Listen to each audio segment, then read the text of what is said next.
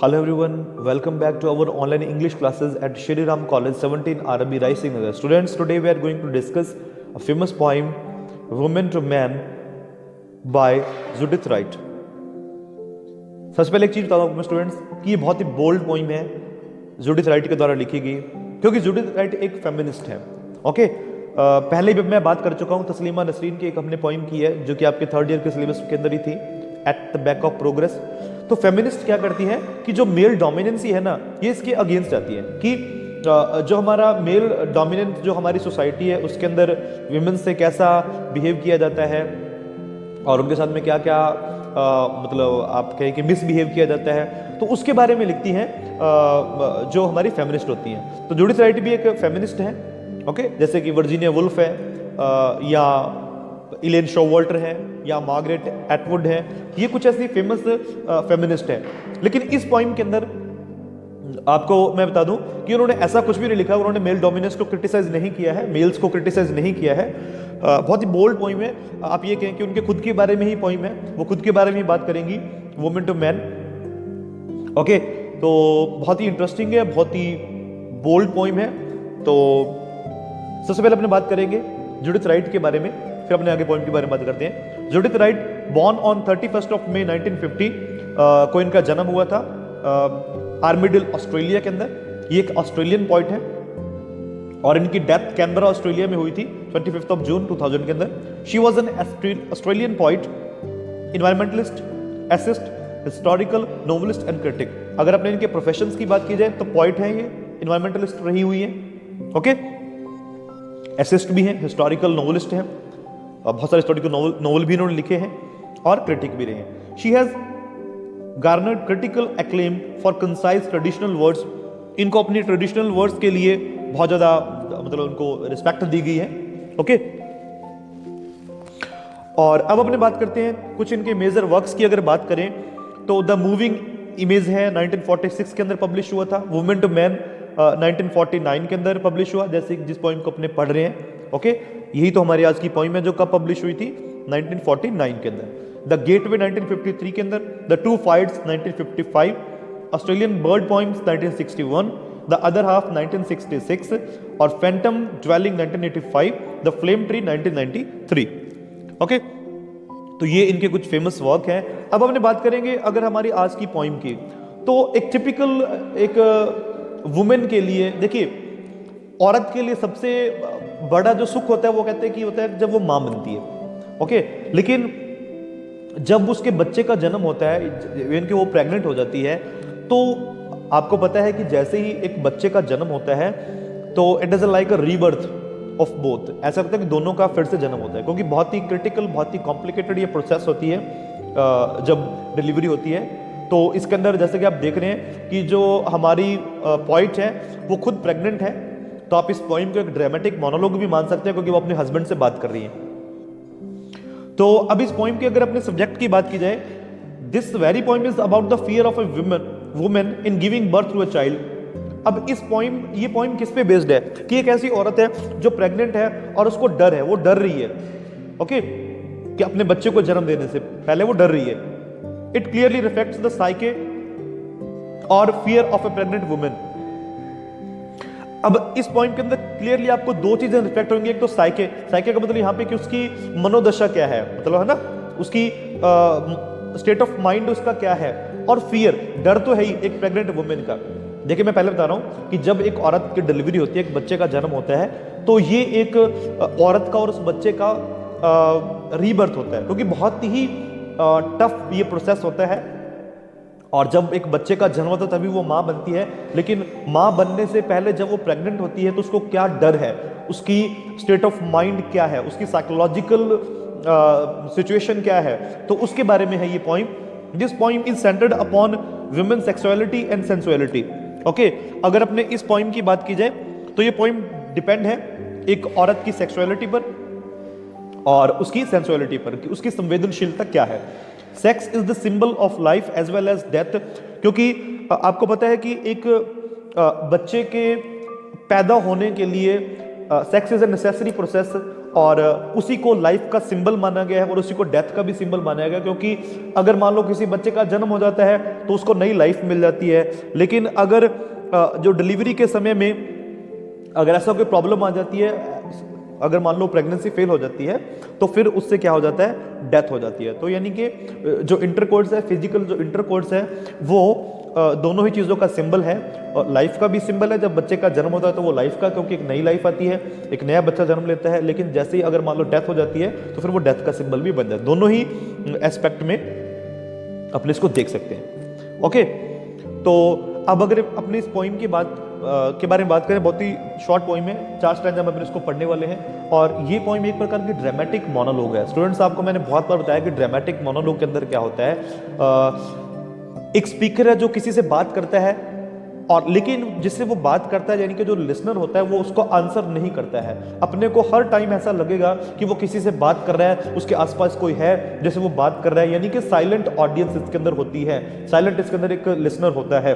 तो इस पोइम के अंदर भी एक साइलेंट लिसनर है, यानी कि इस पोइम का जो स्पीकर है वो कौन है, खुद पॉइट है, जुडिथ राइट है, जो खुद प्रेग्नेंट है और अपने तीसरे बच्चे को जन्म देने वाली है। ओके, उसका तीसरा बेबी होने वाला है और वो अपने हस्बैंड से बात कर रही है, यानी कि उनका हस्बैंड उनके पास बैठा हुआ है और अपने हस्बैंड से वो बात कर रही है कि कितना वो डरी हुई है और अपने वो साइकोलॉजिकल सिचुएशन को उनके सामने एक्सप्रेस कर रही है, कितना उनको डर लग रहा है। क्योंकि एक औरत को प्रेग्नेंट होने के बाद में डिलीवरी का हमेशा डर रहता है कि उसके साथ क्या होगा, क्या वो दोनों सुरक्षित होंगे, उसका बच्चा कैसा होगा, उसके बच्चे को कोई दिक्कत तो नहीं होगी। तो इस तरीके की जो साइकी होती है, जो फियर होता है, वो अपने हस्बैंड के साथ शेयर कर रही है, अपने हस्बैंड को वो बता रही है कि वो कितनी डरी हुई है। ओके, तो चलिए स्टार्ट करते हैं। बहुत ही बोल्ड पोएम है, once again I will tell you. The eyeless labourer in the night. सबसे पहले तो जो जुडिथ राइट है, उन्होंने एक बच्चे को, क्योंकि सबसे पहले जब बच्चा वूम के अंदर होता है, जब बच्चा कोक के अंदर होता है, तो वो एक फॉइटस होता है ना, वो एक भ्रूण होता है। तो वो उस बच्चे को क्या बोलती है, आईलेस लेबरर बोलती है। बच्चे को क्या कहती है कि बच्चा एक आईलेस लेबरर है। देखिए, लेबरर का वैसे प्रॉपर मीनिंग तो होता है कि जो मेहनत करने वाला मजदूर होता है, श्रमिक होता है ना। तो उसको श्रमिक क्यों बोलती है, क्योंकि वो बच्चा ऑल द टाइम एक्टिविटीज करता रहता है ना, अपनी मदर की वूम के अंदर है, वो ऑल द टाइम मतलब अपना वर्क करता रहता है, एक्टिविटी करता रहता है। तो अब आईलेस बोला गया है, उसकी कोई आंखें नहीं, क्योंकि वो बाहर देख नहीं सकता है, क्योंकि अभी उसकी आंखें बनी ही नहीं है, अभी वो फॉइटस है। तो दैट इज वाई कि वो क्या बोल रही हैं कि उसको आईलेस लेबरर कहा गया है बच्चे को इन the night. In the night का मतलब यहाँ पे क्या है, क्योंकि वूम के अंदर तो प्रॉपर्ली डार्कनेस है उस बच्चे के लिए, वो बाहर नहीं देख सकता, तो वो बच्चा अंदर है वूम के अंदर, और वो आईलेस है क्योंकि अब उसकी शेप नहीं बनी हुई है, क्योंकि बच्चा प्रॉपरली क्या है, अभी शेपलेस है ना। तो बच्चा शेपलेस है, तो अभी उसकी कोई आंखें वगैरह नहीं बनी हुई है, क्योंकि वो फॉइटस है और वो देख नहीं सकता है, और वो रेगुलर क्या करता है, अंदर मूव करता रहता है और वर्क करता रहता है अपने डेवलपमेंट के लिए, अपने आप को विकसित करने के लिए। दैट इज वाई कि उसको लेबरर बोला गया। जैसे लेबरर काम करता है ना, तो वो भी दिन रात लगा रहता है मूव करने में, वर्क करने में, ताकि वो अपने आप को डेवलप कर पाए। ओके, तो सबसे पहले आपको समझ आएगी कि वो आईलेस लेबरर बच्चे को क्यों बोलती है द सेल्फलेस। फिर वो बच्चे को कहती है कि वो सेल्फलेस है, मतलब अपना उसका कोई स्वार्थ नहीं है बच्चे का। शेपलेस, और वो बच्चा भी शेपलेस है, उसका कोई आकार नहीं बना, क्योंकि फॉइटस है भी वो। शेपलेस सीड बोला गया है। सीड इसमें इसलिए बोला गया क्योंकि जैसे सीड से क्या बनता है, फिर से नई चीज अपने उगा सकते हैं ना। ओके, तो यहां पे सीड का मतलब क्या है कि जो फॉइटस है ना, वो एक सीड है, जो पॉइंट है हमारा उसकी वूम के अंदर है, क्योंकि वो क्या करेगा, वो उनको एक फ्रूट देगा in a form of a child. वो एक सीड है और वो उन्हें बच्चे के रूप में एक फ्रूट देगा, मतलब उनको एक, आप ये कह सकते हैं ना कि उनको एक फल मिलेगा। फल का मतलब यहाँ पे क्या है कि उनको बेबी मिलेगा, है ना। तो फिर से मैं रिपीट कर दूं दोनों लाइनों को। The eyeless labourer in the night, वो बच्चे को आईलेस लेबरर कहती है। वो पूरी रात है मूव करता रहता है, वर्क करता है अपने डेवलपमेंट के लिए। वो सेल्फलेस, उसका अपना कोई स्वार्थ नहीं है। वो शेपलेस है, उसका कोई आकार नहीं है, यानी कि अभी आप उसको कुछ भी नहीं कह सकते, क्योंकि फॉइटस है वो। और वो सीड है, बहुत जल्द हमें उसका फ्रूट मिलने वाला है एक बेबी के रूप में। आई होल्ड, जिसको मैं होल्ड किए हूँ, किसमें, अपनी वूम के अंदर, अपनी कोक के अंदर कह रही है। अब यहाँ पे देखें ना कि पॉइंट के अंदर फर्स्ट पर्सन का बहुत यूज किया गया है, फर्स्ट पर्सन नैरेटिव का इसके अंदर यूज किया गया है। Builds for its resurrection day. अब देखिए, कहती कि मैं उसको अपनी कोक में होल्ड किए हूं, और वो बिल्ड मतलब वो धीरे धीरे विकसित हो रहा है, डेवलप हो रहा है, किसके लिए, रिसरेक्शन डे के लिए। अब देखिए, रिसरेक्शन डे किसको बोला गया है, जिस दिन उस बच्चे का जन्म होना है, क्योंकि that day will be the day of new life for him, क्योंकि वो उसके लिए नई लाइफ का एक दिन होगा। रिसरेक्शन डे का मतलब यहां पे क्या है, फिर से जन्म होना, एक नया दिन है ना। तो वो कह रही है कि मैं उसको अपनी वूम के अंदर होल्ड किए हुए हूं और उसको वो बिल्ड हो रहा है, धीरे धीरे डेवलपमेंट उसका हो रहा है और वो तैयार हो रहा है किसके लिए, रिसेक्शन डे के लिए, यानी कि एक नए बर्थ के लिए, यानी कि जिस दिन उसकी डिलीवरी होगी वो उस दिन को बोल रही है कि वो उनके दोनों के लिए एक नई लाइफ होगी। रिसेक्शन डे का मतलब उन दोनों के लिए नई लाइफ होगी। Silent and Swift and deep from site, और कहते हैं कि वो बच्चा क्या है, साइलेंट, कभी तो वो अंदर शांत रहता है, ओके, और कभी वो क्या स्विफ्ट, कभी वो अंदर क्या करता है, फास्ट मूविंग करता है, बहुत तेज एक्टिविटीज करने लगता है। From site, okay, deep from site. अब डीप फ्रॉम का साइट का मतलब यहां पे क्या है कि वो बच्चे को देख नहीं सकते, है ना, क्योंकि अगर हम मेडिकल साइंस की बात करें वो तो बच्चे को खैर अल्ट्रासाउंड वगैरह से देख लेते हैं, लेकिन हम कॉमन इंसान अपनी नेक्ड आइज से उसको नहीं देख सकते। इसलिए पोएटिस क्या कह रही है कि हालांकि वो बच्चा अंदर कभी साइलेंट है, कभी वो तेज आवाज कर रहा है, कभी मूव कर रहा है, हम उसको नहीं देख पा रहे हैं। फोर सीज, अब वो बच्चा क्या करता है, फोर सीज का मतलब यहां पे क्या है कि वो एक्सपेक्ट करता है, मतलब वो फ्यूचर के बारे में एस्टिमेट लगा रहा है ना, इमेजिन कर रहा है। क्या देखता है, द अनइमेजिन लाइट। वो अनइमेजिन लाइट यहां पे किसको बोला गया है, जो फिजिकल वर्ल्ड है ना, यानी कि जब बच्चा कोख से बाहर आएगा ना, उसकी वूम से बाहर आएगा, तो कह रही कि वो बच्चा शायद फोर सीज कर रहा है, बच्चा वो सोच रहा है, इमेजिन कर रहा है कि जब वो बाहर संसार में आएगा, उसकी रोशनी को देखेगा तो उसको कैसा लगेगा। तो आई होप कि आपको फर्स्ट स्ट्रैंजा समझ आया होगा। चलते हैं नेक्स्ट स्ट्रैंजा की ओर। फिर क्या कहते हैं, the child, this is no child with the child face. कहती है कि ये बच्चा, तब तक बच्चा नहीं कह सकते अपने इसको जब तक कि इसका फेस नहीं बनेगा, क्योंकि अभी तक तो ये फोइटिस ही है, तो जब तक इसका फेस नहीं बनेगा, okay, until the foetus takes the shape of a child and its face develops it can be called a child. जब तक ये बच्चा एक बच्चा नहीं बनेगा, यानी कि इसका चेहरा डेवलप नहीं होएगा, तब तक अपने इसको बच्चा नहीं बोल सकते, क्योंकि अभी तक ये फोइटिस ही है। This has no name to name it by, इसलिए इसे कोई नाम नहीं दिया जा सकता, क्योंकि अभी तक अपने को पता ही नहीं है ना कि ये लड़का है या लड़की है, तो फिर उस हिसाब से नाम दिया जाता है ना। हाँ, yet you and I have known it well. अब यू एंड आई फिर से इसका मतलब कि वो कोई ना कोई लिसनर है, और लिसनर कौन है, उसका हस्बैंड है, तो अपने हस्बैंड को कह रही है, येट फिर भी तुम और मैं इसे अच्छे तरीके से जानते हैं, क्योंकि हम ही दोनों ने तो इसको पैदा किया है, यानी कि पैदा किया का मतलब कि हमने इसका डेवलपमेंट किया है ना, क्योंकि उन दोनों के फिजिकल इंटरकोर्स की वजह से ही तो वो बच्चा फोइटिस बन पाया। This is our hunter. अब वो बच्चे को क्या बोलते हैं कि ये हमारा हंटर है, एंड आवर चेज, ओके, ये बच्चा क्या करता है, ये बच्चा हमारा हंटर है, हमारा शिकारी है, एंड आवर चेज, और हम उसके लिए शिकार हैं। अब देखिए ऐसा क्यों बोल रही है पोएटिस, हंटर क्यों कह रही है, हंटर इसलिए कह रही है क्योंकि बच्चा उन्हें प्रॉपरली एक्साइट कर रहा है, वो फ्यूचर के लिए प्लानिंग्स कर रहे हैं, मतलब ऐसा लग रहा है कि वो आगे आगे दौड़ रहे हैं अपनी फ्यूचर प्लानिंग करने के लिए, क्योंकि बच्चा जल्दी ही जन्म लेने वाला है।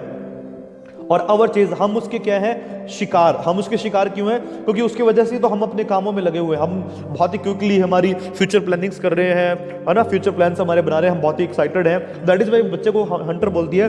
द थर्ड वो ले इन अवर एम्ब्रेस। अब देखिए मैंने शुरू में बताया था कि वो तीसरा बच्चा उनका जन्म लेने वाला है, और बहुत जल्दी कहता है कि वो ले इन अवर एम्ब्रेस, वो हमारी बाहों में आ जाएगा और वो हमारे प्यार दुलार को महसूस करेगा, यानी कि हम उससे बहुत ज्यादा प्यार करेंगे।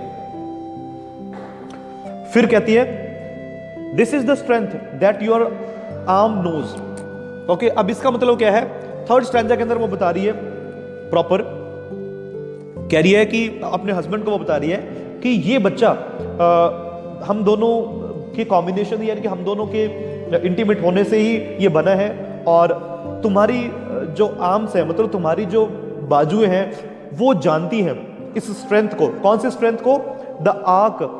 देखिए आर्क का मतलब क्या होता है, गोलाई, of flash that is my breast. वो कह रही है कि मेरे ब्रेस्ट का जो मांस है ना, उसकी जो गोलाई है, यानी कि वो अपनी ब्रेस्ट की बात कर रही है, कह रही है कि मेरे ब्रेस्ट की जो गोलाई है ना, ओके, वो तुम्हारे हाथों की ताकत को जानती है। This is the strength that your arm knows. कह रही है कि वो मेरे ब्रेस्ट की स्ट्रेंथ को भी जानती है, तुम्हारी जो बाजुएं हैं, ओके, उनकी गोलाई को भी जानती हैं। The precise crystal of our eyes. और अगर मैं अपने बच्चे को अपनी आंखों का तारा कहूं तो उसमें कुछ कहना गलत नहीं होगा। प्रिसाइज का मतलब एग्जैक्ट, कि अगर अपने बच्चे को अपनी आंखों का तारा बोलें तो ये उसके लिए एग्जैक्ट होगा। This is the bloods wild tree. ये एक ब्लड का वाइल्ड ट्री है, वो किसको बोल रही है? अपने बेटे को बोल रही है ना, उसका जो बच्चा फोइटिस है। क्योंकि आपको पता है कि ह्यूमन बॉडी में बहुत सारी वेन्स होती हैं, आर्टरीज होती हैं, ओके, तो उसको ब्लड का वो क्या बोल रही है? पेड़ बोल रही है, वाइल्ड ट्री, क्योंकि उसके अंदर बहुत सारी आर्टरीज हैं, बहुत सारी वेन्स हैं जिसके अंदर ब्लड चलता है, तो उसको ब्लड का वो पेड़ बोल रही है। दैट ग्रोज, जो कि धीरे धीरे बड़ा हो रहा है। दैट इंट्रिकेट, इंट्रिकेट का मतलब यहाँ पे क्या? बहुत ही कॉम्प्लेक्स है। आपको पता ना कि हमारी जो फिजिकल जो हमारी स्ट्रक्चर होता है बॉडी का, बहुत ही इंट्रिकेट होता है, बहुत ही जटिल होता है। एंड फोल्डेड रोज, अब उस बच्चे को वो फोल्डेड रोज क्यों कहती है? क्योंकि बच्चा क्या है? मैस ऑफ सेल्स है। इंसान की बॉडी क्या होती है? मैस ऑफ सेल्स होती है ना, कोशिकाओं का ढेर होती है, इसलिए वो फोल्डेड रोज बोल रही है कि अभी वो फोल्डेड रोज है, जब उसका जन्म हो जाएगा, ओके, तो वो ब्लूम कर जाएगा। आगे चलते हैं लास्ट स्टैंजा की ओर। This is the maker and the made. अब वो बच्चे को मेकर कह रही है कि ये मेकर है और मेड है। मेड का मतलब कि ये हमारे द्वारा बनाया गया है, यानी कि उन दोनों के फिजिकल इंटरकोर्स की वजह से वो बच्चा पैदा हुआ है। जैसे शुरू में कहा था कि sex is the symbol of life, तो वो प्रक्रिया हुई तभी वो बच्चा कहती हमने बनाया, और आगे ये ऐसा करेगा और अपनी संतान को पैदा करेगा। तो वो पैदा भी हुआ और पैदा करने वाला भी है। This is the question and reply. ये अपने आप में क्वेश्चन भी है। क्वेश्चन क्यों है? क्योंकि अभी हम बच्चे के बारे में नहीं जानते कि उसका स्किन कलर कैसा होगा, वो दिखने में कैसा होगा, और वो अपने आप में रिप्लाई भी है कि जब उसका बर्थ हो जाएगा तो वो अपने आप में क्या हो जाएगा? रिप्लाई बन जाएगा। The blind head butting at the dark. Blind head किसको बोला गया? उस बच्चे को बोला गया है ना ब्लाइंड हेड, क्योंकि उसकी आंखें नहीं। शुरू में कहा था ना आईलेस लेबरर, वो बार बार क्या करता है? Eight the dark. Eight the dark का बटिंग एट द डार्क का मतलब क्या है? कि उसकी जो वूम है ना, जो अंधेरी कोख है, उस पर बार बार आके अपने सिर को वो उसका सिर टकराता है आके बार बार, है ना, उससे।